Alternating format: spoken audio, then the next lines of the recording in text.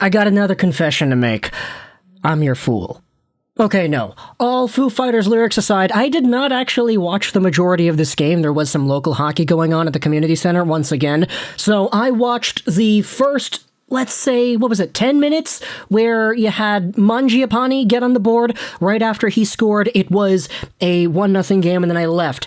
Cool, I'm out. I don't actually watch the remainder of the game. I come back home, it's tied 4-4, it's going to overtime, and Connor McDavid does the thing. Let's talk about Game 5, the Battle of Alberta. It's kind of a tragedy, isn't it? The fact that us hockey fans, whether you're a fan of the Flames or the Oilers, the fact that the hockey world only got 5 games of this series. Man, I feel like we got robbed as viewers of the sport, didn't we?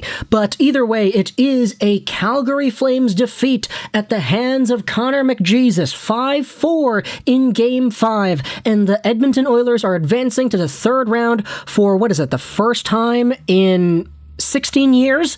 My goodness, the Oilers have gotten so far out of a season where a lot of us were kind of doubting them. I had the Flames winning the Battle of Alberta in my bracket. I had the Flames winning the Cup in my bracket, and I'm going to go down and say it. I feel like the Calgary Flames at their best probably had a really good chance of winning the Stanley Cup. It's just in this second round, we absolutely did not see the Calgary Flames at their best, and the Oilers took advantage of that. You want to talk about goaltending and defense? Hey, I think Calgary is deeper. You want to talk about offense? Hey, I think Calgary has a deeper forward core. But guess what? That doesn't matter when the goaltending sucks, when the defense leaves open lanes for defenders to walk in and for Draisaitl and McDavid to do their thing, and when the offense completely dries up and you give Mike Smith opportunities to come out and be a hero. The Edmonton Oilers took advantage, and they're off to the third round because of it. And heck, I get that there's a lot of controversy surrounding this game. Oh, there was the Blake Coleman goal towards the end. It was kicked in. It was not kicked in. It was redirected. It was already going in. It was not a distinctly motion, whatever. The fact is, the Calgary Flames blew 2-2-0 leads in this series. You lost in 5 games. The better team won. And unfortunately, the better team was not the team that I think a lot of people had on paper as the more skilled and deeper team. It just happens to be an Edmonton team carried by, 5 freaking straight games of Leon Draisaitl getting 3 points each? I know everybody's talking and waxing poetic about Connor McDavid and how phenomenal he has been this postseason, and that is absolutely deserved. But the fact is, he went out there and said it tonight. He's riding off the coattails of his teammates. He played bad tonight. Connor McDavid scores the game-winning goal in overtime, 5-4, and he says he has a bad night. At the end of the day, you have yourselves a playoff scoring race that is tied between McDavid and Draisaitl. These two guys are, 26 total points on the season? Something like that. 26 total points for Leon Draisaitl and Connor McDavid this postseason run. They're tied for 1 and 2 in the entire gosh darn National Hockey League. This is kind of what I was saying earlier, that even though other teams in the National Hockey League might have stronger depth than the Oilers, other teams' fourth lines might be better than the Oilers' third lines, or their second lines might be a little bit worse than other teams. The fact is, McDavid and Draisaitl just have such a higher level of play that not too many people can go out there and achieve, especially with the consistency that we have seen these two players go out there and do the thing this playoff run. Heck, Connor McDavid has a bad game. He says himself he has a bad game, and he still scores the biggest goal he has ever scored in his gosh darn life. Let's go over what exactly happened in this game and why it was so historic. Just reviewing the tape and the goals and everything, you had a 2-0 Calgary lead, as we said, 25 minutes into the game, so 5 minutes into the second period. You then get yourselves 2 Edmonton goals in the span of the next, 4 minutes to tie the game up. It's Darnell Nurse. Guess what? It's Draisaitl who feeds Nurse at the blue line. He just takes a shot. It goes right by everybody. Then it's Jesse Puljujarvi on another very nice setup. It's dropped over. It's a Hyman shot, and the rebound is right there. And then 5 minutes later, it's Zach Hyman who gets another one for the Oilers. They're now up 3-2. 3 unanswered goals in the span of 7 minutes in the second period. Jacob Markstrom, what is going on here? Then you had Johnny Gaudreau. He came in here 20 seconds later, tied things up. And then you had Calle Jarnkrok. He came in 16 seconds later and gave the Flames a lead. And then you had Evan Bouchard, 30 seconds later, tying things up once again. It was madness. A minute and however many freaking seconds. We have 4 goals scored between these two teams.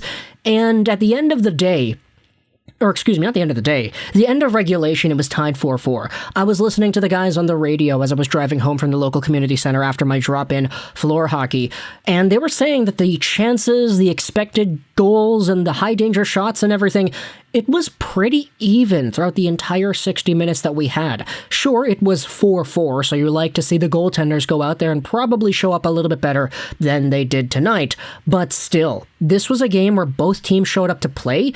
And it was really impressive for the Oilers to come out there and do what they did, especially after losing all the freaking faceoffs they did, and after being outpossessed for a good chunk of that first frame or two as well.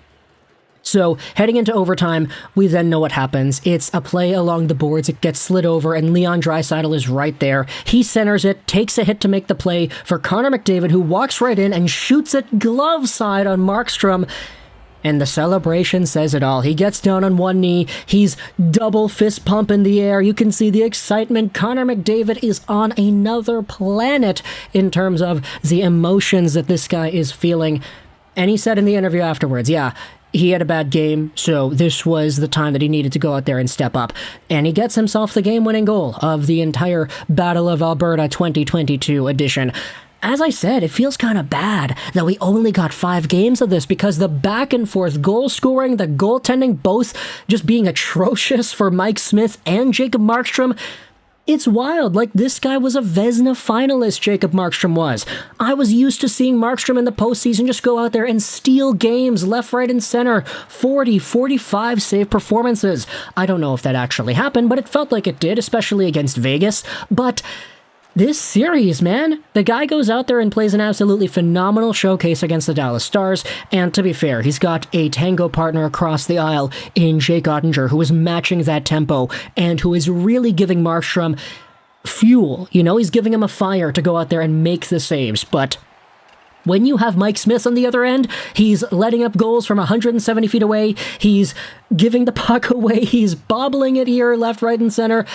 For some reason, it's a mirror on the wall situation where both goaltenders just really stop performing to the capacity we know they're capable of.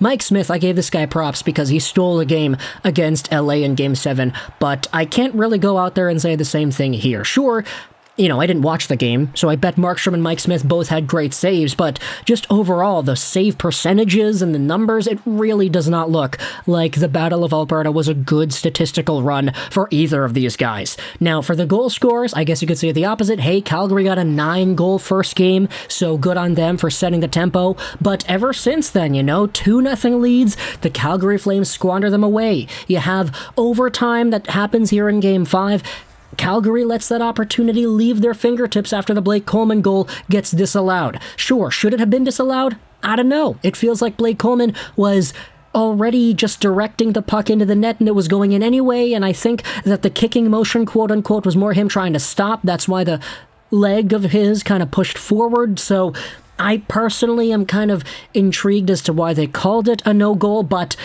you know what? It gave Connor McDavid the opportunity to really step up and continue the point streak that that guy is on. And besides, even for me, as a Canucks fan, cheering for Toffoli and Tanev and Markstrom to go far because I like my former Canucks, there's just something about seeing Connor McDavid and Leon Draisaitl finally get over that hump that I'm cheering for as well. You know, like, I don't like the Oilers, I don't like the Flames, I don't like either of these teams. I'm a Canucks fan, but it feels really nice seeing Connor McDavid just do the thing and get the results and finally get to a position where we can have the Mac Daddy versus the Mac Jesus playoffs round. We have Connor McDavid versus Nathan MacKinnon, assuming the Colorado Avalanche win the next few games against St. Louis. If they lose in Game 6, then oh boy, we have ourselves a Game 7 for the ages. I mean, I guess Edmonton, St. Louis would also be pretty fun, but either way, Connor McDavid, he's done it again. Leon Draisaitl with his 5th straight, was it 5th straight? Yeah, 5th straight 3-point night. He has 4 points in this one, all assists. The guy is a maniac playing on one leg. Talk to me in the comments all your thoughts about the Battle of Alberta 2022. I hope you enjoyed this video. And bye.